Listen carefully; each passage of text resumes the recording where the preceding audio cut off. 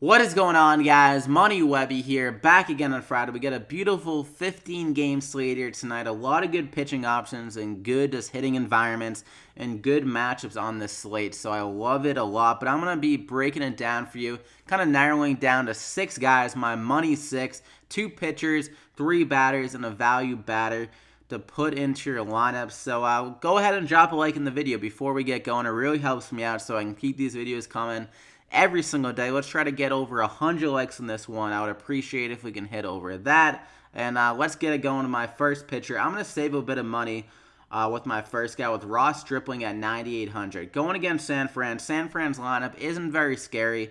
And I think he can honestly get a good amount of strikeouts again here. The Giants have been striking out a lot this year. One of the most strikeout-prone teams in the league. And against right-handed pitchers, they have a 25% K rate. Stripling over the year has been fooling a lot of hitters. He has a 30% K rate. His curveball has been just nasty. If you look at kind of how his pitches work, his fastball and curveball kind of look the same coming out of his hand, but just completely different pitches. The curveball just like breaks from like it's going up and then it just absolutely dives down. So he has some great stuff. And at 9,800, it's a pretty nice value, I think, with how well he's been pitching over the last 5 games. He's at like 25 to 30 DraftKings points nearly every single game. So some elite stuff. I think he can keep it going here against San Fran. They're only projected 3.2 runs, and they're a big favorite to win. The Dodgers, that is, so he can get another W in this game. He's had, 5 straight wins, so he's going to make it a 6th here in this game against San Fran. Go ahead and lock him in there. And for my second guy, ZACK Godley. He's been a completely different pitcher on the road, just really struggling, but at home, he's still been pretty good in 5 games, 19 DraftKings points on average. And batting average way down, ERA way down. So he's just much more comfortable at home here. And I think he actually is coming off a pretty solid matchup against Colorado in Coors Field. He got 24 DraftKings points. So that's a good sign, I think, in that game. And against the Mets here, their lineup is not very good. They're only projected around 3.6 runs in this game. And just a lot of guys that just kind of are strikeout prone, looking at like Bautista, Todd Frazier, Conforto, just to name a few. Like, they're not very scary with Cespedes out still. And also Jay Bruce could be out again here tonight. He was out last night with like a sore back. So I'm expecting this lineup to not give Godley that much trouble in Arizona, where he's much more comfortable. And he saw this team in May on the road, so and he was had one of his best road starts probably of the season with 18.7 DraftKings points. So some pretty good stuff there. And I think he can get a good amount of strikeouts in this game, go around 6 innings, and have a solid start at only 8,100. So pretty nice value there. Think he'll reach 20 plus DraftKings points. So go ahead and lock him in there. So that leaves you with 4,000 remaining per hitter. Some good value pitching there with those 2 guys. I think both could get over 20 DraftKings points pretty easily. And for my first hitter, Nolan ARENADO. He might be pretty chalky here in the slate, but this matchup is so good going against a lefty. The guy crushes lefties at 316 ISO, so a ton of power against lefties, and also just base hitting ability with the 501 WOBA. So can definitely generate some extra base hits against the lefty here, and it's going against a young pitcher in Mendez. This is actually his first career start, so there's going to be some nerves there. He could easily get blown up against this Rockies lineup, and it's going to be 90 plus degrees here in Texas, so definitely not ideal pitching conditions for his first career start. I think ARENADO can take advantage of this matchup, so I'm going to go ahead and lock him in there at 4,900. And for my second guy, another great hitter, CORREA at 4,500. Going against Junis here. Junis actually has reverse splits. He's allowing some more hitting. 2 right-handed batters and 2 home runs per 9. 2 right-handed batters and a 39% hard hit rate. So righties hitting the ball better against him. And Correa is another guy that does have reverse splits.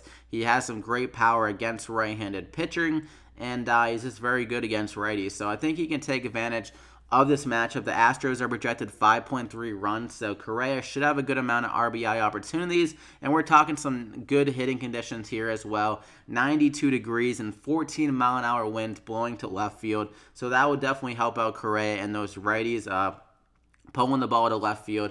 So I think he has a great opportunity of hitting a home run here and racking up some RBIs. The guy's been killing the ball recently, 12, 20, and 21 DraftKings points, coming off a small injury stint before that. So he definitely looks recovered.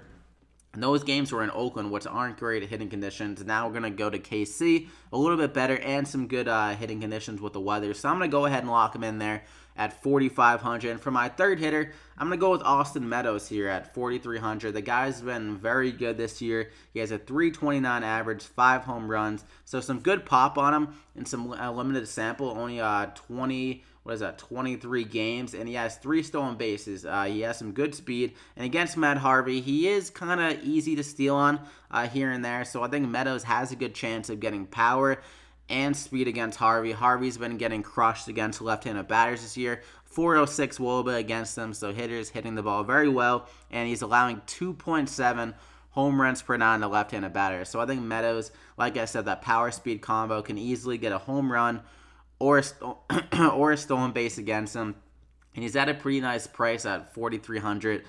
Pittsburgh Pirates, another team with a pretty high total, around 4.9. So Meadows towards the top of that lineup here at 4,300 has a good matchup against Harvey. So I'm going to go ahead and lock him in there.